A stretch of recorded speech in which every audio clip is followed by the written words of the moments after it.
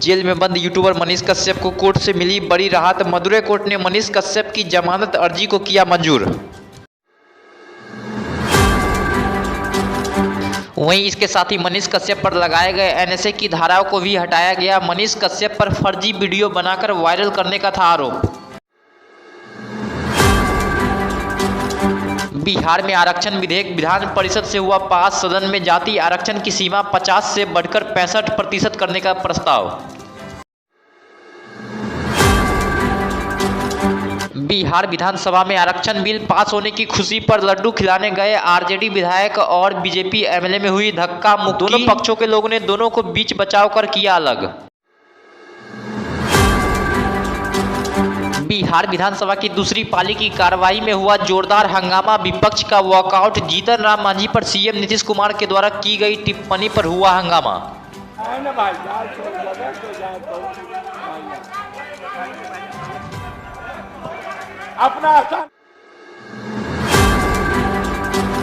आक्रोशित विपक्ष के लोगों ने सीएम नीतीश कुमार के इस्तीफे की मांग। सदन में करते रहे हंगामा। विपक्ष के तरफ से किया गया वॉकआउट।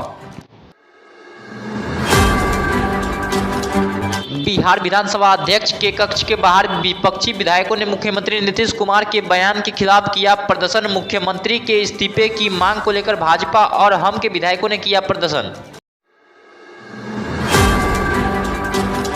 पटना में लोहिया पथ चक्र के निरीक्षण के दौरान सीएम नीतीश कुमार के सुरक्षा में हुई बड़ी चूक। मुख्यमंत्री के सुरक्षा घेरा में घुसा एक युवक करने लगा नारेबाजी।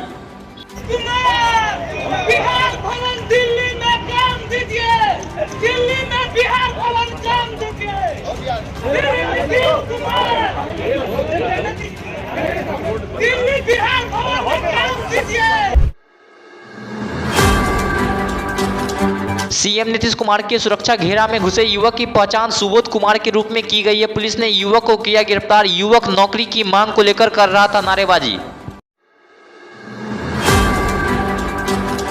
बिहार के मुख्यमंत्री नीतीश कुमार के द्वारा विधानसभा के अंदर किए गए टिप्पणी पर सियासत हुई तेज। बिहार के डिप्टी सीएम सुशील मोदी ने नीतीश कुमार पर किया हमला।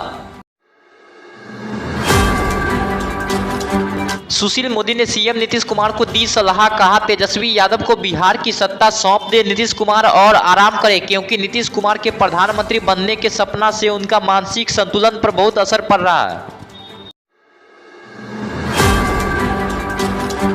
बिहार के पूर्व सीएम जीतन राम मांझी ने मुख्यमंत्री नीतीश कुमार को लेकर किया बड़ा दावा, दे दिया बड़ा बयान।